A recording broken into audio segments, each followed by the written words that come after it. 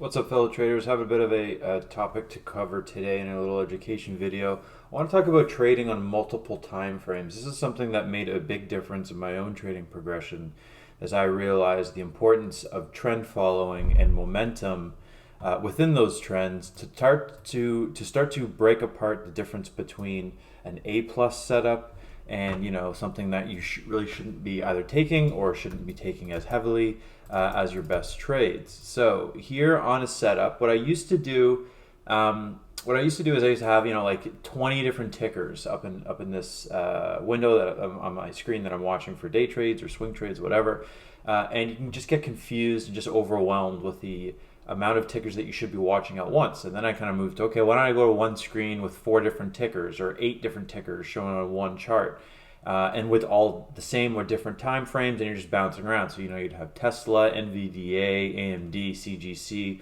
all in different windows. Realizing that it really isn't the most efficient way to enter and exit positions. So what I started to do is have this quadrant. So you have top left, you have daily or weekly. Bottom left, you have hourly or 4-hour. Top right, I have 15-minute or 5-minute. And in the bottom right, depending on the vehicle I'm trading, if it's like something as fast as Tesla, I'm using the 2-minute and the 1-minute. And then I have a template with different EMAs and such that I'm looking at, which I'll get into maybe in another video. So what this really does is it gives you an analysis of the overall picture, right? Like, so for example, this is how I would set up a Tesla trade. So on Thursday night, I would look at Tesla and say, okay, we have a daily inside bar from the stuck within the range of the day prior.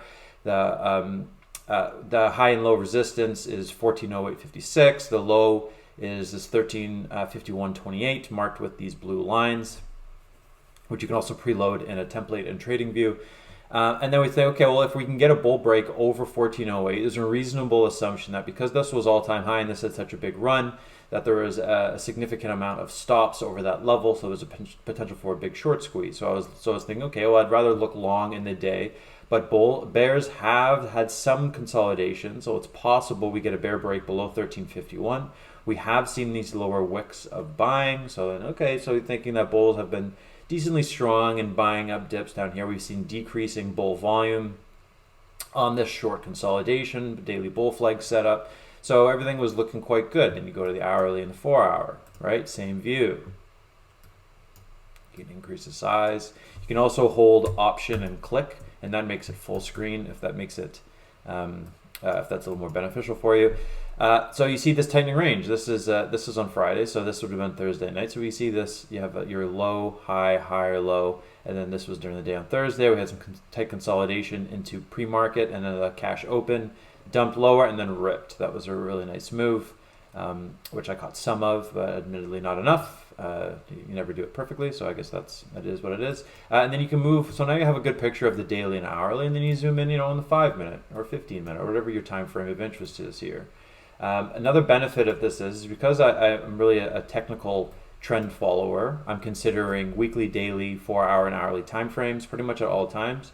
I'd love to know, if are we looking for just an hourly high or low? Where's the hourly support pre-market and from the day prior? How are we still holding that support? If we're just looking for an hourly high or low, for example, at this 1376, what are we doing on the 5-minute? 5 minutes oversold. Okay, so we're looking for an hourly high or low relative to this 1351.28 from the day prior, because we saw no real consolidation on Thursday. Looking for that higher low, so we're looking for an hourly higher low, sorry. So we're looking for a 5-minute oversold. 5-minute oversold on an hourly higher low is a good place to start looking. We saw this double bottom play, which I got stopped out on, and then price ripped, consolidated above this high of this 1408, which we knew from the resistance from high of day prior, and then just had this huge bull move and short squeeze all day into the close on Friday.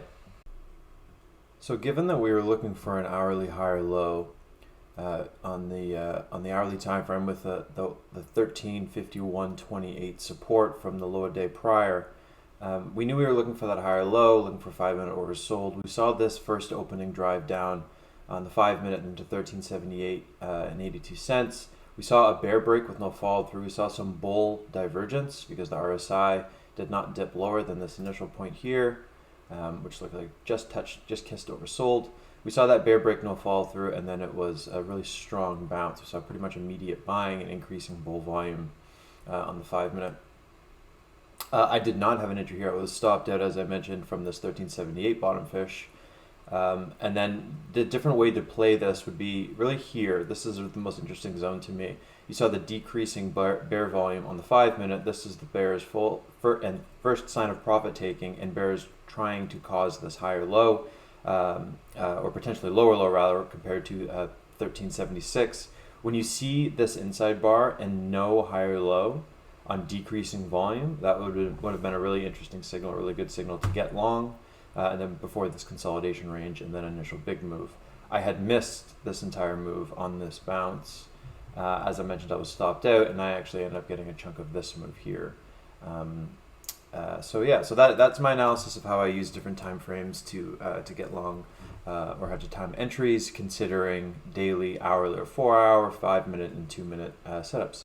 If you have any questions or comments, just enter them in the comment section below, and I'll be happy to address them. Otherwise, in another topic, or the next topic rather, I think I'm going to go over some trend following components of how different trends on the 1 minute and 2 minute and 5 minute can confirm different signals on higher time frames. That'll probably be the topic of one of the next educational videos. So have a good rest of your week and take care.